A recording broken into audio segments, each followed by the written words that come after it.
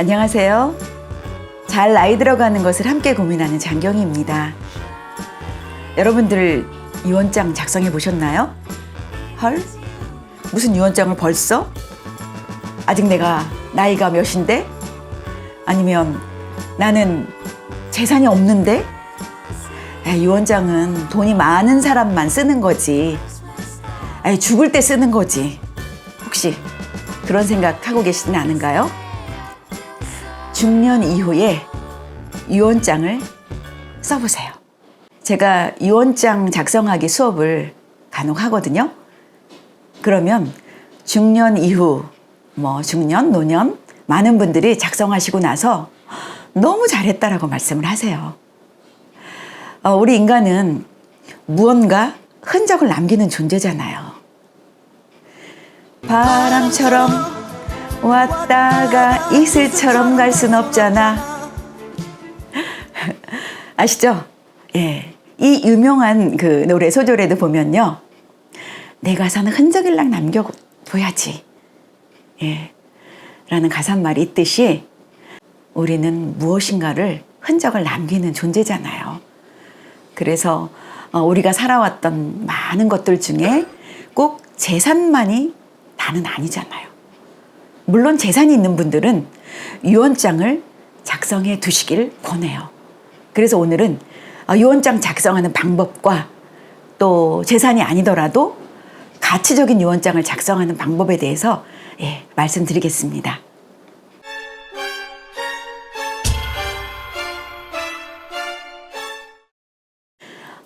또 요즘 유언장 작성하실 때 제가 수업을 하면서 여쭤보면 과거에는 우리 부모님들 세대 어르신들은요, 안 먹고 안 쓰고 하시면서 자녀들에게 다 남겨주고 가시기를 원했어요. 그런데 요즘 베이비 부모 세대들은요, 나 다 쓰고 갈 겁니다. 이렇게 말씀하시는 분들이 많으세요. 네, 맞는 말이에요. 다 쓰고 가셔야 돼요. 그런데 남는 것이 또 있다면 그 남는 것은 어떻게 할 것인가? 네. 요즘 그 상속 문제로 법적 분쟁이 증가하고 있는 거 아시죠? 예. 돈 앞에서는요, 형제도 피도 눈물도 없어요. 쩐의 전쟁이라고 하죠. 비단 이런 재벌가의 얘기만은 아니거든요. 그래서 분쟁 없는 상속을 위해서는 유언장을 작성해 두시는 것이 아주 좋은 방법이 될 수가 있습니다. 우선 그 유언장이라고 한다면 5가지가 있죠. 자필증서 유언이 있고요. 또 공정증서 유언이 있고, 또 비밀증서 유언, 또 녹음증서 유언, 구수증서 유언이 있는데요. 자필증서를 제외하고는 다른 유언의 방법들은 대부분이 다 증인이 필요하고요. 또 일정의 비용이 들어가는 경우도 있습니다. 오늘은 제가 자필증서 유언을 어떻게 작성하는지 알려드릴게요. 자필증서는 말 그대로 내가 직접 작성을 하시는 거예요. 거기에는 5가지 요건이 들어갑니다. 유언장 내용이 들어가야 되겠죠? 그리고 작성한 날짜, 작성, 그 연월일이 들어가야 되고요. 그리고 주소가 들어가야 되는데요. 그 작성자의 살고 있는 현재 거주지 주소가 들어가야 합니다. 그리고 서명이 반드시 들어가고 날인이 들어가야 되는데요. 날인은 지장을 찍어도 되고 인감도장을 찍어도 됩니다. 그런데 어떤 분들이 자필 유언장 그러면 나는 글씨를 잘 못 써서 삐뚤빼뚤 하니까 누가 대신 써주고 내가 이렇게 사인만 하면 안 될까? 그렇게 여쭤보시는 분들이 계셨어요. 가능할까요? 아니죠. 자필증서 유언장은 말 그대로 삐뚤빼뚤 글씨를 못 쓰더라도 내가 써야 되는 게 맞는 거고요. 그리고 요즘 컴퓨터로 쭉 출력해서 사인만 한다? 그것도 역시 안 되는 거죠. 예. 그리고 자필증서 유언장은 언제든지 내가 원할 때에 작성이 가능하고요. 만약에 오늘 작성을 하셨다. 그런데 한 달 후, 1년 후 마음이 변해서 다시 작성을 했다. 그럼 어떤 게 유효할까요? 네. 맨 마지막에 작성한 것이 유효합니다. 예. 그래서 재산이 어느 정도 있다거나 그럴 경우에는 자녀들의 어떤 분쟁을 막기 위해서라도 작성해 두실 것을 권합니다. 그리고 이런 재정적인 것뿐만 아니라 나의 가치관을 물려주는 것이 더 중요하잖아요. 그래서 이제 정말 내가 살아보니 인생에서 이게 가장 중요하더라.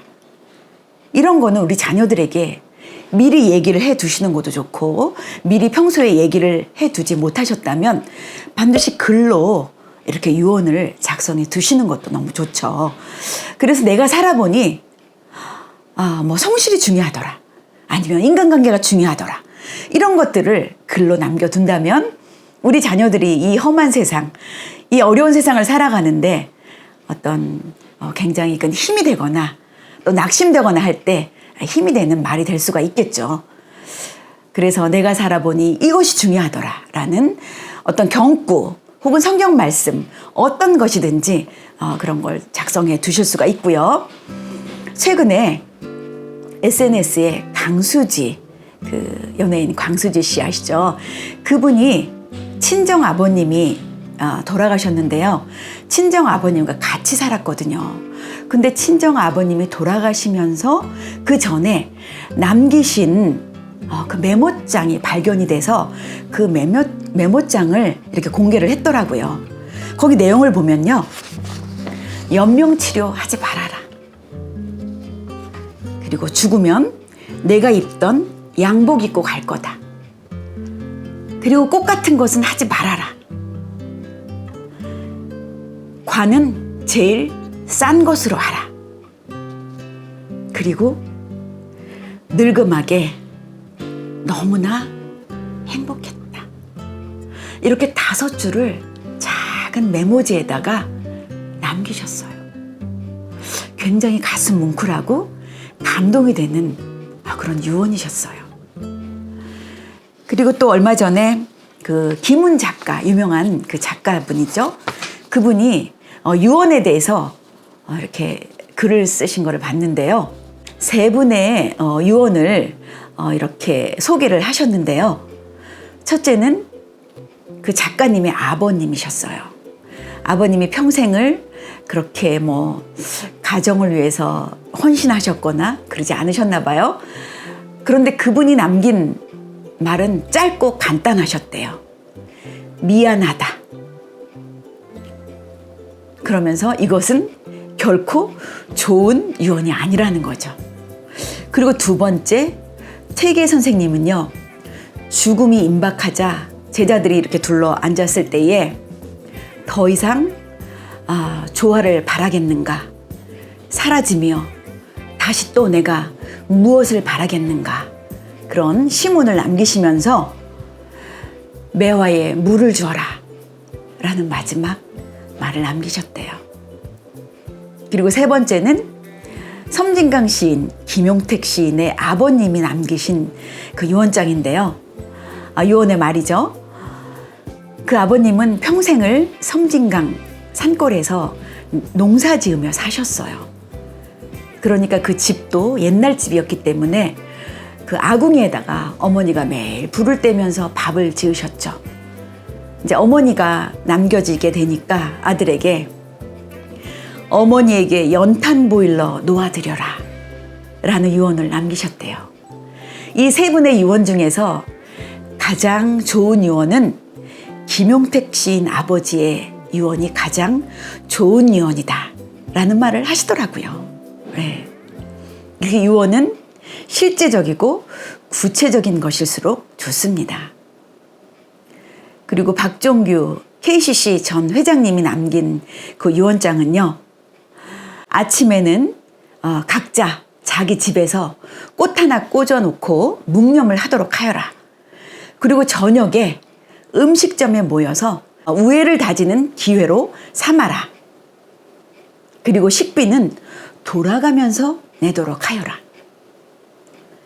그리고 이러한 추도는 너희 일대에 끝내도록 해라. 라는 유언장을 남기셨죠.